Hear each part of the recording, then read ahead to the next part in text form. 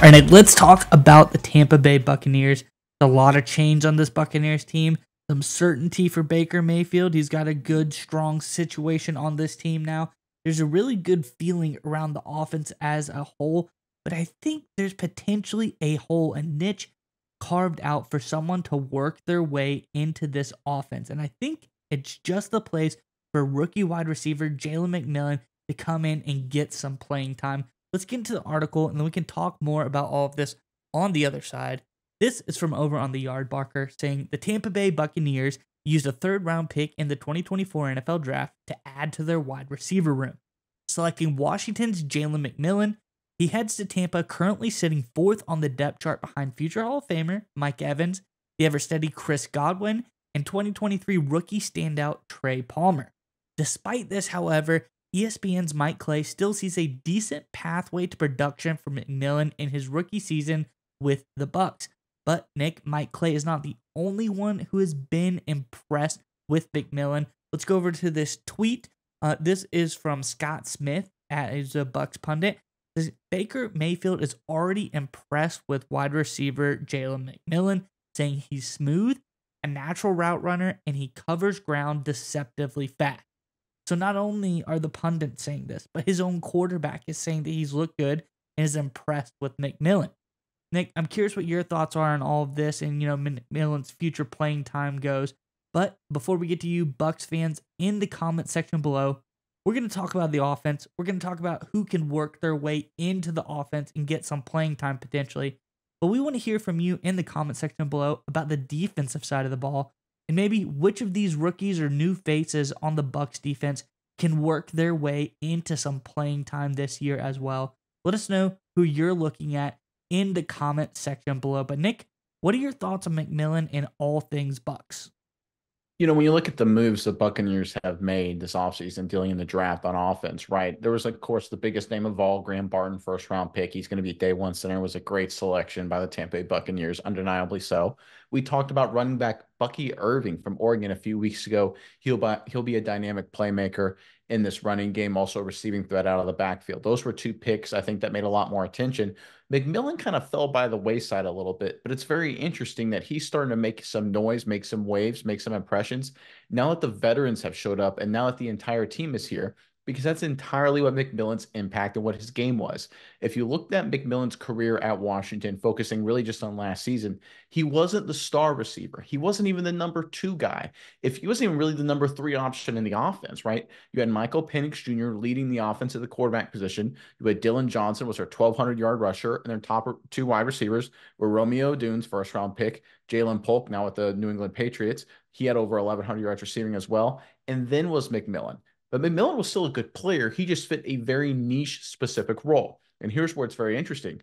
It's the exact same role he will fill with the Tampa Bay Buccaneers. And that's why this pick is looking really smart right now. Certainly the fact that McMillan's off to a great start, because McMillan isn't brought into the fold to compete to be a number one guy. He's not brought into the fold to maybe be the number two guy.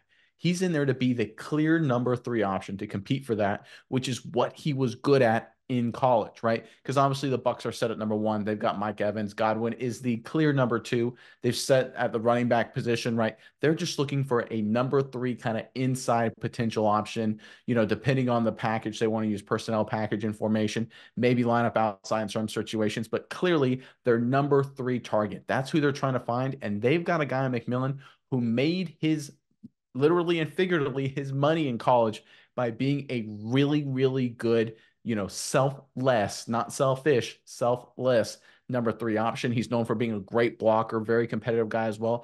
He's a guy that doesn't need a lot of targets. He's a guy that knows how to take advantage of the opportunities he gets. He can be a playmaker. He can run the football, had some punt returns as well. He's just a guy that works with ever opportunity he gets to create the most he can for his football team. He doesn't need a lot of opportunities to do so, which is exactly what the Tampa Bay Buccaneers are looking for at that number three position. Honestly, I will admit I kind of overlooked this pick by the Tampa Bay Buccaneers at the time, but as time goes on, as we work our way through OTAs, and now that Baker Mayfield has said it, the pundits are saying it too, this is looking like a heck of a pick and a heck of a new addition to this Tampa Bay Buccaneers offense. Yeah, Nick, and I think the Bucs, they're putting themselves in a great situation to get this guy in there. when you have a wide receiver duo that's as set, probably one of the better, if not one of the top 5 wide receiver duos in the league, in Evans and Godwin, historically, they've been fantastic. When you go out and draft players for a team that's trying to contend now, which I think if you're the Bucs, that's what you're trying to do, build a unit that can contend right now. You've got a lot of young players coming up on defense who look great, a veteran offensive core who looks strong. You don't want to rock the boat. You can go out, reach, grab a player here, grab a player there, and really try to get talent, collect talent, not really build a team. This selection right here shows to me that the Buccaneers and are really just trying to build a strong team and fill in the pieces that they need. They get a guy who's perfectly suited to fill the hole that they have in the receiving group. They have guys, spellbacks like Bucky Irving, who can come in and really add a lot of burst to this running back room as well. They've done a great job building the offensive line. They've added additions that show that they want to win now. And I think a guy like McMillan is the perfect fit for this team. And like you said, this is exactly what he did in college. This is what they want him to do in the pros. And I think the Bucs are making a lot of really smart moves. And I'm curious to see how it all plays out in the regular season. It's one of those things. Every time a draft comes along, everyone's like, there's two strategies, right? Do you take the best player available, or do you pick for need? And I'm always blown away by the third factor that's never brought up. How about fit? Does a player fit what you need him to do? Does his skill set and past performance align with a weakness on your team? No one really ever talks about that as much. And people just sit there and say, hey, do you pick the best player available? Or if you need a wide receiver, do you pick a wide receiver? And the Bucs could have picked a wide receiver that's used to getting 150 targets a year at college football, right? They could have done that. That would not have fit what they're trying to do. But that's exactly what McMillan will bring to this team. A guy who's used to being the number 3 option, a guy who's comfortable in doing that, and is already off to a great start, according to Baker Mayfield and other sources as well. This is looking like a great pick for the Tampa Bay Buccaneers. I think this is going to be one of those under the radar additions that will have big dividends for Tampa when the regular season kicks off.